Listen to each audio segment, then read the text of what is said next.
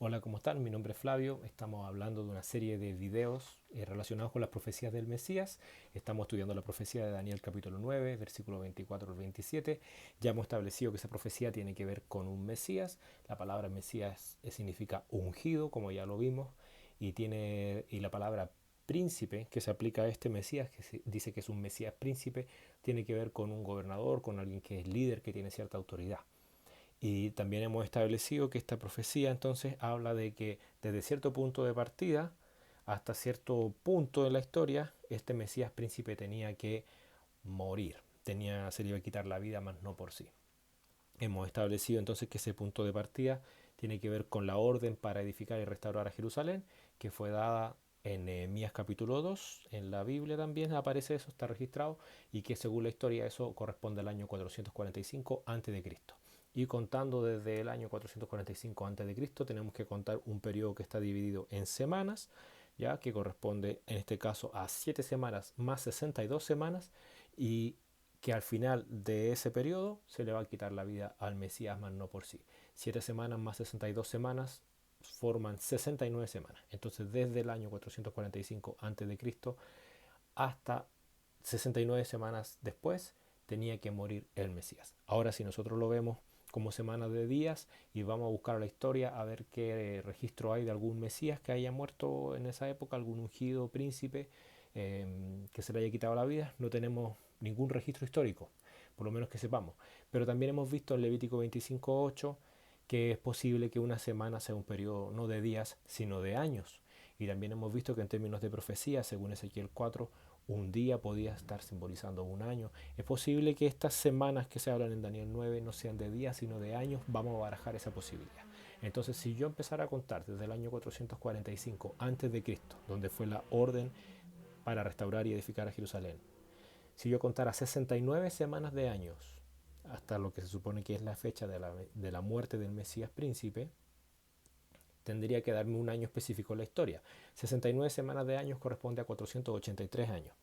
Ya establecimos también que un año en la Biblia, en el contexto de la Biblia, no tiene 365 días como los años nuestros, que son años solares. ¿Ya? Un año tiene 12 meses, según Primera de Crónicas 27 y otros pasajes. Un mes tiene 30 días, según lo que vimos en la comparación de Génesis 7 con Génesis 8. Entonces, si un mes tiene 30 días y un año tiene 12 meses, 30 por 12 son 360 días. Ya hay otros pasajes más en la Biblia donde se puede mostrar que un año tenía 360 días y no 365 días. Pero para el contexto del Antiguo Testamento y de Daniel 9 ocupamos esos pasajes. ¿Ok? Entonces, si un año tiene 360 días, desde el año 445 a.C. hay que contar 483 años o 69 semanas de año, pero de año de 360 días, ¿ya? No de 365. ¿Qué año nos cae? Bueno, si hacemos el cálculo correctamente, lo puedes hacer también por internet, te va a dar que eso cae en el año 31 después de Cristo. Entonces, ese año, el año 31 después de Cristo, debiese ser el año de la muerte del Mesías, ya que, del que está hablando aquí, si estamos hablando de semanas de año. Ahora, yo voy a barajar la posibilidad de que esta profecía esté hablando de Jesús de Nazaret, porque Jesús de Nazaret sabemos que murió en una fecha relativamente cercana a esa, y él dijo ser el Mesías, y se le mató, de hecho, relacionado con eso, con, con esa afirmación, se le entregó a los romanos para ser muerto, ¿ya? Entonces él murió, mas no por sí. Y él decía ser el Mesías, y la característica que él entendía y que él predicaba respecto a esa figura mesiánica era una figura de un príncipe, de una autoridad, de un rey. ¿Ok? Entonces vamos a ver en qué fecha empezó a predicar Jesús de Nazaret para ver si su muerte coincide con el año 31 después de Cristo. Vamos a empezar a ver el libro de Lucas, el capítulo 3, que nos da un punto de partida para establecer la fecha. Lucas capítulo 3, el versículo 1 dice: en el año 15 del imperio de Tiberio César, siendo gobernador de Judea Poncio Pilato y Herodes tetrarca de Galilea, y su hermano Felipe tetrarca de Iturea y de la provincia de Traconite, y Lisanias tetrarca de Abilinia, y siendo sumo sacerdote Anás y Caifás, vino palabra de Dios a Juan, hijo de Zacarías, en el desierto. Bueno, aquí está hablando de Juan el Bautista. Si tú sigues leyendo te vas a dar cuenta que está hablando del ministerio de Juan el Bautista. ¿En qué año empezó Juan el Bautista a predicar? En el año 15 del imperio de Tiberio César. ¿En qué año fue eso en la historia? Bueno, si tú lo cuentas, Tiberio César comenzó a reinar en el año 14 después de Cristo. Entonces el año 15 de su reinado, cuando comenzó Juan a predicar, corresponde a qué año? 14 más 15, el año 29. En el año 29 después de Cristo comienza Juan el Bautista a predicar. Ahora, sabemos por la lectura de los evangelios y por la lectura del evangelio de Juan sobre todo, que entre que Juan el Bautista comenzó a predicar hasta que Jesús comenzó su ministerio, no pasó mucho tiempo. Si tú vas al libro de Juan, capítulo 1, y observas que, por ejemplo, en Juan 1:29 dice, el día siguiente vio Juan a Jesús que venía a él y dijo, he aquí el Cordero de Dios que quita el pecado del mundo. Ese día Juan se encuentra con Jesús. No sabemos si el día anterior ya había estado con él o cuánto tiempo o esta era la primera vez, pero sabemos que Jesús fue bautizado por Juan, ¿ya? Y sabemos que Juan lo ve acá y dice públicamente, este es el Cordero de Dios, que según la interpretación que ellos tenían respecto a un Mesías que había de venir, profetizado en la escritura del Antiguo Testamento, Jesús vendría entonces siendo el Mesías, ¿ya? Así, eso es lo que en el fondo Juan quería decir. Ahora tú puedes ver que en el versículo 35 dice, el siguiente día otra vez estaba Juan y dos de sus discípulos, y mirando a Jesús que andaba por allí, dijo, he aquí el Cordero de Dios. Al siguiente día Jesús también estaba ahí. Después puede ver el versículo 43, dice también, al siguiente día, ¿ya? En el capítulo 2, versículo 1 dice, al tercer día se hicieron unas bodas en Cana de Galilea. O sea, desde Juan 1:29, que Juan ve a Jesús y da esta declaración de que Jesús es el Mesías, hasta estas bodas de Caná que aparecen en Juan 2:1 han pasado solo unos días, un par de días, ¿ya? Y luego dice Juan 2, capítulo 3, o sea, Juan capítulo 2, versículo 13, estaba cerca la Pascua de los judíos y subió Jesús a Jerusalén. Es decir, dentro de este pequeño lapso de tiempo, entre Juan 1:29 y Juan 2:13, cuando ocurre la primera Pascua, ¿okay? Ha pasado un lapso de tiempo que no sabemos, no podemos definir con exactitud, pero vemos que es relativamente pequeño, ¿okay? Por lo que estamos observando aquí. Ok, entonces esta Pascua es importante en la historia de Jesús, del ministerio de Jesús, porque aquí ocurre el primer milagro que él hace como públicamente, ¿ya? Esto obviamente empieza a abrir el hecho de que la gente se empezase a enterar de Jesús también. Además de la predicación de Juan, este milagro también aporta para eso.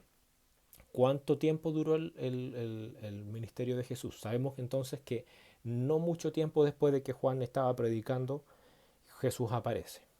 ¿Okay? Juan mismo lo introduce y no mucho tiempo después de que Jesús se encuentra con Juan ocurre la primera Pascua, ¿okay? de este ministerio de Jesús. ¿Okay? Según el libro de Juan, el ministerio de Jesús duró 3 Pascuas. Aquí en Juan capítulo 2, en Juan capítulo 6 y en Juan capítulo 11. El ministerio de Jesús entonces duró 3 Pascuas. Ahora, piensa, entre una Pascua y otra Pascua, ¿cuánto tiempo hay? Un año, ¿ok? Entre la segunda Pascua y la tercera Pascua, ¿cuánto tiempo hay? Otro año. Entre la primera y la segunda, entonces, un año. Y entre la segunda y la tercera, un año. Y la tercera Pascua sabemos que es la última Pascua de Jesús, porque en esa Pascua murió Jesús, ¿ya? Según el relato que puedes leer desde Juan capítulo 11 en adelante. Fue en esa fecha que murió Jesús. Y coincide también con el resto de los relatos de los evangelios, donde Jesús muere en una Pascua. Entonces, ¿cuánto dura el ministerio de Jesús? Con seguridad sabemos que el ministerio de Jesús duró 2 años y un X tiempo, ¿ya? Es decir, 2 años es el periodo comprendido entre esas 3 Pascuas y ese tiempo restante, que no sabemos bien cuánto es, probablemente en un tiempo muy pequeño, muy pequeño. No tenemos mayor evidencia de que pasó mucho tiempo entre que Juan el Bautista comenzó a predicar en el año 29 después de Cristo hasta que Jesús murió en su tercera Pascua. Ahora piensa, si en el año 29 después de Cristo Juan comenzó a predicar, entonces, ¿cuándo murió Jesús? Si Jesús comenzó a predicar alrededor de esa fecha en que Juan comenzó a predicar, eso quiere decir que del año 29, en la Pascua del año 29 hasta la Pascua del año 30, hay un año. Entre la Pascua del año 30 hasta la Pascua del año 31 hay un segundo año. Y venimos diciendo que el ministerio de Jesús duró 2 años, un periodo comprendido entre 3 Pascuas. 2 años y algo, ¿ok? Un X tiempo que no sabemos, pero es cortito, probablemente es cortito. Entonces, Jesús sí podría haber muerto en el año 31 después de Cristo. Ahora, si Jesús de Nazaret dijo ser el Mesías y Jesús de Nazaret viene y nace dentro de este contexto de estos años y muere específicamente justo en el año donde Daniel capítulo 9 dice que el Mesías tenía que morir, un Mesías príncipe, entonces, ¿cuál es la posibilidad de que Jesús realmente haya sido la persona que decía ser? Hay una tremenda posibilidad, una posibilidad impresionante, increíble. Eh, Piénsalo. ¿Cuántas personas han intentado de colocar fecha, por ejemplo, a la venida del Mesías? Incluso a la venida de Jesús. ¿Cuántas personas lo han intentado? Muchas personas alrededor de la historia. ¿Cuánta gente lo ha logrado achuntarle, por decirlo así? Nadie. Pero es que este es el hecho. Que tú puedas decir que algo va a acontecer en X tiempo es súper difícil. Pero que alguien lo haya hecho en la época del libro de Daniel, 483 años antes, y que él pueda establecer que mínimo después de ese periodo va a morir el Mesías príncipe, eso es algo que un humano no puede lograr. Es decir, es algo sobrehumano. Con esto entonces podemos demostrar que si Jesús de Nazaret es el Mesías, según la profecía de Daniel, entonces en la profecía de Daniel no hay un poder humano, hay un poder sobrehumano, capaz de predecir un evento tan específico y tan exacto como es la muerte del Mesías en este periodo de tiempo que se estableció muchísimo más de 400 años antes, se había dicho. Entonces, esta información no puede quedar así en el aire, no la puedes tomar así como cualquier noticia que uno escucha en la televisión. Esto es sobrehumano, es sobrenatural.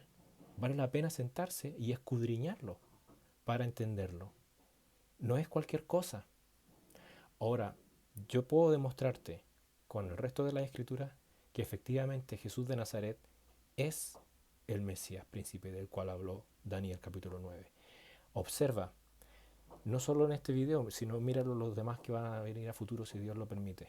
Observa que todas las cosas que se dicen en Daniel capítulo 9, en el versículo 24, relacionados a estas semanas de esta profecía, tienen alguna relación con Jesús de Nazaret. Mira, Daniel 9:24 dice, 70 semanas están determinadas sobre tu pueblo, sobre tu santa ciudad.